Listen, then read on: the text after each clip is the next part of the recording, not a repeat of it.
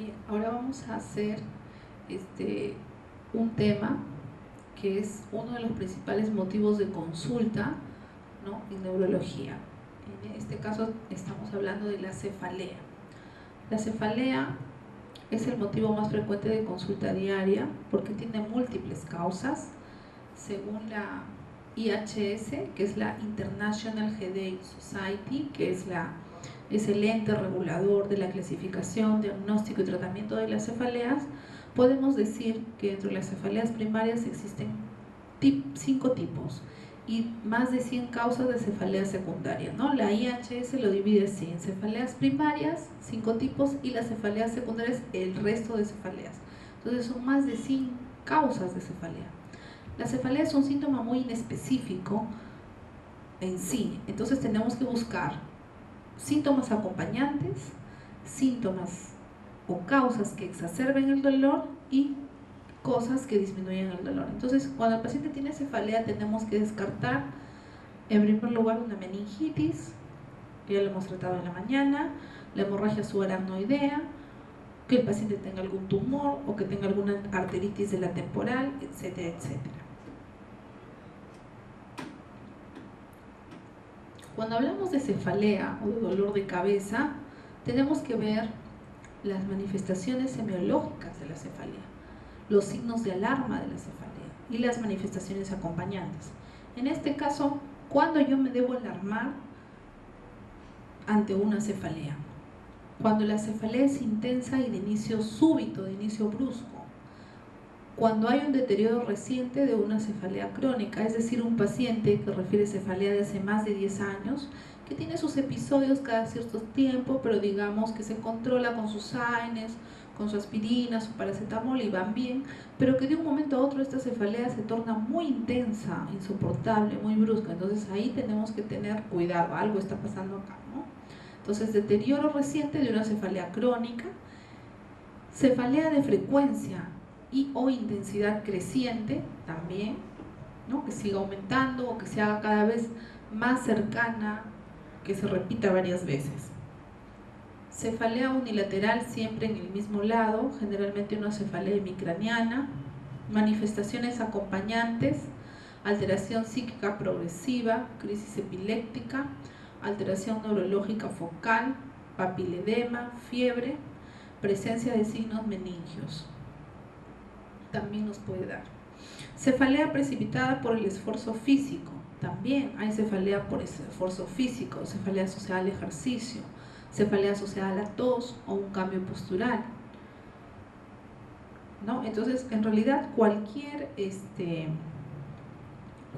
noxa, cualquier injuria puede provocar cefalea. Entonces, aquí tenemos el cuadro que nos da la IHS, ¿no?, que nos da la IHS en el año 2004, la International Headache Society nos dice, o nos da la clasificación internacional de las cefaleas, en las cuales tenemos cefaleas primarias, ¿no?, llámese migraña, cefalea tensional, cefalea en racimos y otras cefalalgias, trigémino autonómicas, otras cefaleas primarias, ¿no? Acá cefalea en racimos y otras cefalalgias trigémino autonómicas lo juntan porque tienen unas manifestaciones clínicas y un tratamiento muy similar.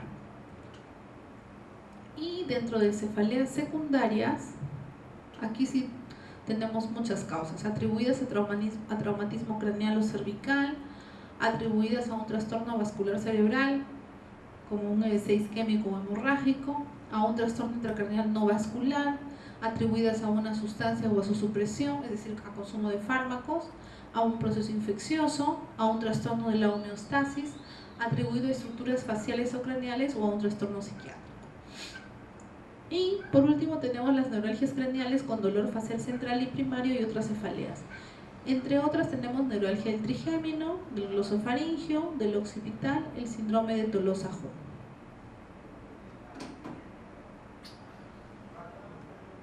La cefalea tensional. La cefalea tensional es la más frecuente de todas las cefaleas, sobre todo en mujeres. Se presenta 30 minutos antes, desde 30 minutos a 7 días. Generalmente la cefalea tensional es en la región occipital o frontal, y tiene una calidad o un tipo opresivo, ¿no? El paciente refiere que siente que algo le está apretando. De intensidad leve a moderada, generalmente es bilateral y no está agravada por la maniobra de Valsalva.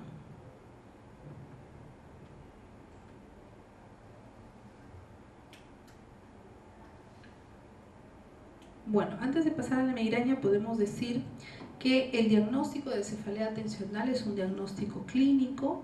También es importante decir de que el tratamiento es con paracetamol o con naproxeno, ibuprofeno, cualquiera de los AINES clásicos. Y el paciente tiene que dormir por lo menos sus 8 horas.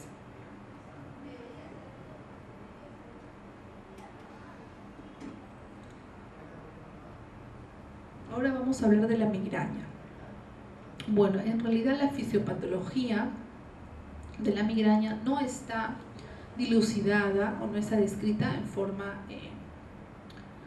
efectiva, ¿no? Todavía hay muchos cabos que están sueltos con respecto a las hipótesis de cómo se genera la migraña.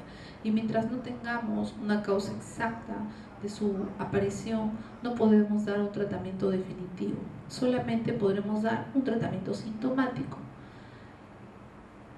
Pero sí podemos dar un tratamiento preventivo, más no un tratamiento curativo.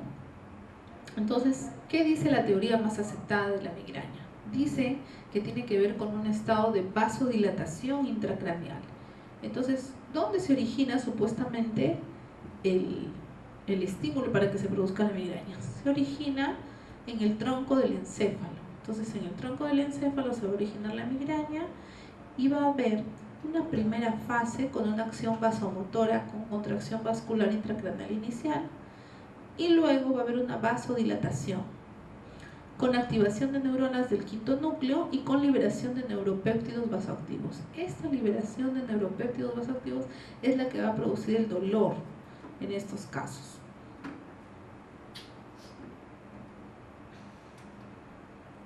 Y tenemos dos tipos de migraña, ¿no? La migraña sin aura y la migraña con aura. Como su mismo nombre lo indica, la migraña sin aura es aquel en la cual simplemente inicia con cefalea. El paciente está tranquilo y de un momento a otro comienza la cefalea y todos los síntomas acompañantes. Mientras que la migraña con aura, al paciente le va a avisar con una señal, por ejemplo, visión de luces de colores, o que se quede ciego de un ojo, una amaurosis fugaz, o que el paciente tenga un dolor epigástrico. Todas esas manifestaciones previas al inicio de la cefalea se denomina aura. Entonces eso se llama migraña con aura. La migraña sin aura, ¿cómo se define? Cuando yo sé que un paciente tiene migraña sin aura, cuando tiene por lo menos 5 episodios en un mes, cuando la duración del episodio es de 2 hasta 72 horas, miren cuánto dura, sin tratamiento o tratada sin éxito, que tenga al menos 2 de los siguientes datos, que sea unilateral, o sea que sea de una mitad, una cefalea hemicraniana, que sea pulsátil, que sea de moderada a severa, que esta cefalea esté agravada por movimientos y que al menos tenga un síntoma de los siguientes que esté asociado a esta cefalea: náuseas, vómitos, fotofobia, o sea, fobia a la luz, y sonofobia y fobia al ruido. Si es que el paciente tiene todas estas características, estaremos ante una migraña sin aura. Mientras que la migraña con aura, ¿no?, a los criterios anteriores, se une o se suma uno o más síntomas focales neurológicos transitorios en el 90%, que generalmente son visuales antes o durante la cefalea.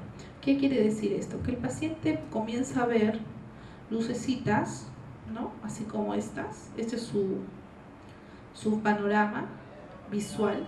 El paciente comienza a ver lucecitas como si hubiera estrellitas, ¿no?, que pueden ser blancas, amarillas, de colores. Puede ver también alitas de mariposas o alitas de mosquitos, que se conocen como miodesopsias, que también puede ser un tipo de aura. Es decir, cada paciente tiene un tipo de aura distinta. Las miodesopsias, las luces de colores, las luces como rayitos, las luces de nequitas, todo esto son aura, 90% visuales, ¿no?, que se presentan antes o justo cuando ya el paciente está iniciando la cefalea. La duración del aura puede ser de 5 hasta 60 minutos, o sea, hasta una hora. La cefalea acompaña o sigue a Laura dentro de los 60 minutos. El dolor no es atribuido a otra enfermedad, ¿ya? Porque también el paciente puede ver esto cuando tiene un problema visual, entonces tiene que de todas maneras pasar por oftalmología para que le vean, ¿no?, su presión intraocular, cómo está su fondo de ojo, y eso nos va a ayudar a descartar que no es un problema ocular. ¿Cuál es el tratamiento? Bueno, cuando nosotros hablamos de migraña, tenemos que tener en cuenta que tiene dos tipos de tratamiento. Un tratamiento sintomático, que es aquel que se da cuando el paciente le da el ataque o le duele la cabeza, ¿no? Y el otro, que es un tratamiento preventivo, que tiene que tomar el paciente por lo menos 6 meses para evitar que se presente el dolor de cabeza. La mayoría de pacientes solamente recibe el tratamiento sintomático, ¿no? Pero es necesario que acudir a un neurólogo para que le evalúe y vea qué tratamiento preventivo es el mejor para ese paciente. Generalmente el tratamiento sintomático va a depender de si el ataque es leve o es severo, ¿no? Si el ataque es leve o moderado, se le puede dar un naproxeno, ¿sí? Y si el ataque es severo, se le dará los triptanes, ¿no? Nosotros tenemos acá el sumatriptán. También tenemos que hacer prevención secundaria que viene a ser el tratamiento sintomático con un beta bloqueador, que puede ser el propanolol, con un calcio antagonista, con antidepresivos tricíclicos como la amitriptilina, con inhibidores de la enzima convertidora de angiotensina o con anticonvulsivantes también. Por ejemplo, el topiramato es un muy buen preventivo en los pacientes con migraña. Se usa mucho. También podemos usar el ácido valproico, también podemos usar, ¿no?, la lacosamida, que ahora también la tenemos a disposición. Entonces tenemos varias opciones, depende del tipo de paciente. Y como les había dicho, estos pacientes tienen que tener un tratamiento de por lo menos mínimo de 6 meses. Y todos están obligados a tener una tomografía o una resonancia que esté normal. Es decir, una neuroimagen que justifique que no hay un estado orgánico que esté provocando el dolor de cabeza. O sea, tiene que tener TAC o resonancia normal.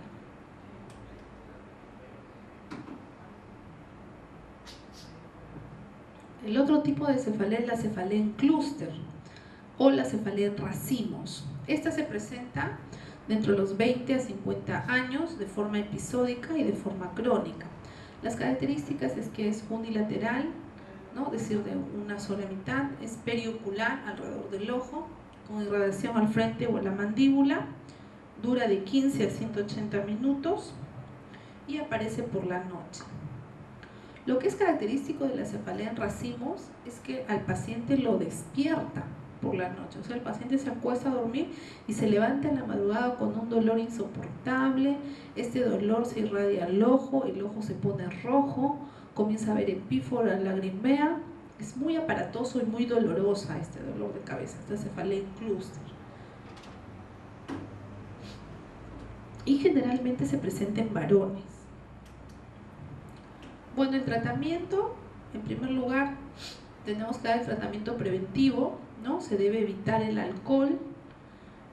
Luego tenemos un tratamiento sintomático, en este caso se debe el sumatriptán subcutáneo, inhalación de oxígeno a flujo elevado. También podemos usar un tratamiento profiláctico. O sea, la cefalea en racimos o el cluster headache, ¿no?, que es en inglés,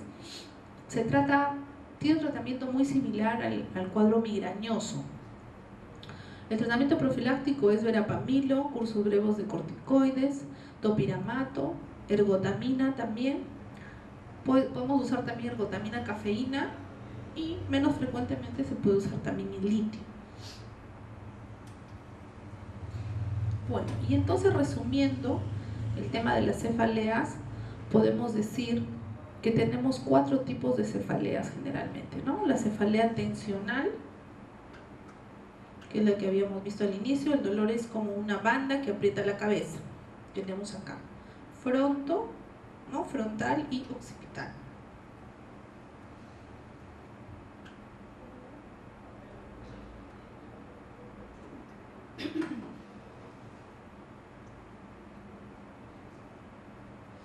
Luego tenemos la migraña, en el cual hay dolor de cabeza, hay náuseas, hay cambios visuales que son típicos de la migraña clásica, o sea, del aura. Entonces, en la migraña una cefalea hemicraniana. La cefalea en racimos o cluster headache, o también llamada cefalea en brotes. El dolor se da en y alrededor de un ojo, ¿no? Es aquella cefalea que lo despierta el paciente por las noches. Aquí. Y luego tenemos la cefalea de acuerdo a una localización o una algia craneal. En este caso puede ser por los senos paranasales. El dolor generalmente está detrás de la frente y de los pómulos, ¿no? Son algias craneales. Esos son los tipos más frecuentes de cefalea.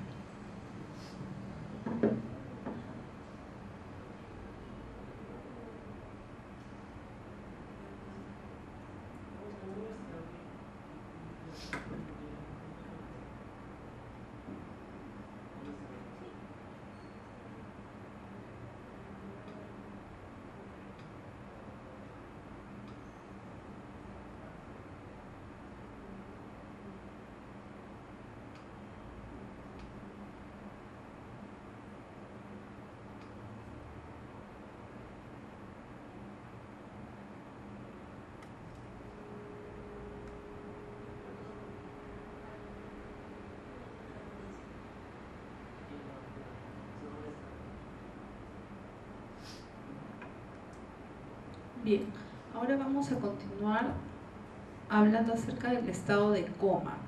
Bueno, como nosotros sabemos, el sistema nervioso central está dividido en sistema nervioso central y periférico.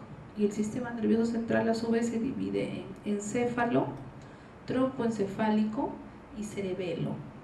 A nivel del cerebro, nosotros tenemos un área cortical y un área subcortical, ¿no es cierto? El área cortical, que es la sustancia gris, que es la que tenemos acá, con todos los surcos, y el área subcortical, o el área blanca, que está debajo de estos surcos.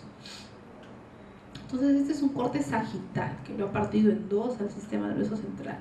Acá tenemos el cuerpo calloso, ¿sí? El sistema límbico. Acá tenemos el tronco del encéfalo. De arriba hacia abajo, mesencéfalo, ¿no? Protuberancia o puente de Barolio y bulbo raquídeo.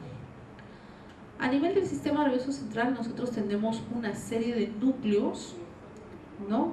Que se denomina sustancia reticular activadora ascendente. ¿Qué quiere decir? Que estos núcleos son como puentes o conexiones que van saltando o que van atravesando todo el tronco del encéfalo y que van a dar sus conexiones hacia la corteza cerebral. Entonces, este sistema reticular activador ascendente lo que hace es mantener conectada la corteza cerebral con el tronco del encéfalo. Y este sistema reticular activador ascendente, también conocido como SARA o SAR, va a permitir que el paciente esté con un estado de conciencia adecuado, o sea, que el paciente esté despierto. Cuando a nivel del sistema nervioso central se produce una lesión, por ejemplo acá hay un tumor, este puede provocar alteración del estado de conciencia. Si la lesión está en la corteza cerebral, también puede provocar alteración de conciencia. Si la lesión está a nivel del tronco encefálico, también el paciente puede estar en coma. Entonces, cualquier lesión a este nivel, a nivel del tronco o a nivel de los núcleos de la sustancia reticular activadora ascendente, puede provocar un trastorno de conciencia, que va a depender también del tamaño de la lesión. Entonces, cuando nosotros hablamos de nivel de conciencia, tenemos que tener en cuenta que existen muchas clasificaciones de nivel de conciencia, pero lo que nosotros tenemos que saber es que existen 4 principales tipos de nivel de conciencia, que son el estar despierto, alerta o vigil, el estar soporoso, el estar despierto, alerta, vigil, el estar somnoliento, es decir, con tendencia al sueño pero que despierta el estímulo verbal, el estar soporoso o estuporoso, que es el estado en el cual el paciente despierta pero ante un estímulo enérgico, por ejemplo un pellizcón, y el estado de coma, ¿no? Entonces esos 4 estados de conciencia es el que nosotros tenemos que saber: despierto, somnoliento, soporoso o estuporoso y comatoso. Entonces, en este caso, Para hablar de coma tenemos que decir que el estado de coma es la ausencia de respuesta voluntaria a estímulos externos, que es que su principal causa es la causa metabólica, es decir, que no hay focalidad. ¿Qué de metabólico? Por ejemplo, un paciente que tiene hipoglicemia, un paciente diabético en el cual no cenó de repente o no tuvo una adecuada ingesta y encima toma antidiabéticos orales, pues obviamente va a entrar en estado de coma por una hipoglucemia. Un paciente que tiene deshidratación, ¿no? Un paciente anciano, deshidratado, que está con el sodio muy bajo, también puede entrar en un trastorno de conciencia, puede llegar incluso hasta el coma. Entonces cualquier problema metabólico, ya sea glucosa, ya sea sodio, potasio, cloro, estos estados patológicos pueden provocar estado de coma. Los pacientes que tienen problemas de insuficiencia renal también pueden entrar al paciente en estado de coma. Los pacientes que tienen hepatopatías, los pacientes con cirrosis, ¿no? O con insuficiencia hepática o con hepatitis, ellos también pueden desarrollar un problema de estado de coma. Entonces vemos que el estado de coma puede deberse a múltiples causas, ¿no? Y lo que tenemos que descartar en primer lugar son los problemas metabólicos sistémicos.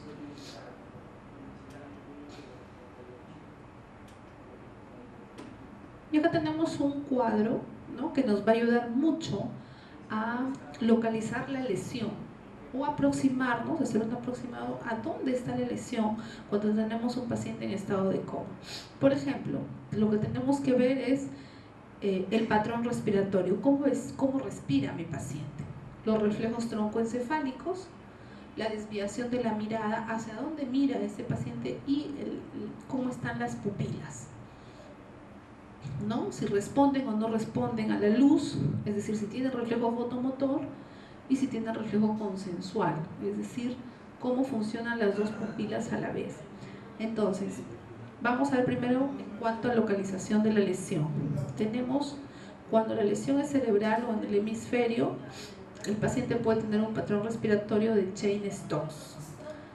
En los reflejos troncoencefálicos el paciente presenta ojos de muñeca y puede tener desviación de la mirada ipsilateral o paresia contralateral. Al estímulo doloroso, el paciente va a tener pupilas mióticas reactivas. En cuanto a la lesión mesencefálica, el patrón respiratorio puede tener hiperventilación neurógena central. En reflejos troncoencefálicos no hay ojos de muñeca.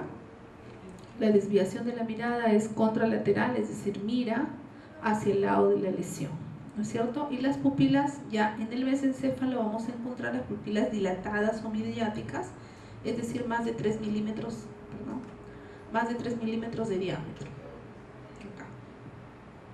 Cuando la lesión está a nivel protuberancial, vamos a tener una respiración con apnea y se denomina respiración apnéustica. Los reflejos troncoencefálicos están anormales, o sea, no hay reflejo corneal, no hay reflejo nauseoso, ¿no es cierto? No podemos evaluar acá la desviación de la mirada y las pupilas están puntiformes pero reactivas, quiere decir que todavía reaccionan ante el estímulo luminoso. En cuanto al estado de coma, si la lesión está a nivel de bulbo, es un muy mal pronóstico porque la lesión vulvar es una lesión muy baja. Tenemos una respiración atáxica de Biot o también conocida como una respiración agónica. Los reflejos troncoencefálicos, el reflejo nauseoso está abolido, ¿no? Entonces el tipo de las pupilas nos puede indicar a qué nivel está la lesión. Y también los reflejos troncoencefálicos, la desviación de la mirada y el patrón respiratorio. Todo esto nos va a pretender dilucidar a qué nivel está nuestra lesión, ¿no? Y obviamente todo paciente que tiene trastorno de conciencia también debe tener una neuroimagen, ya sea tomografía o resonancia.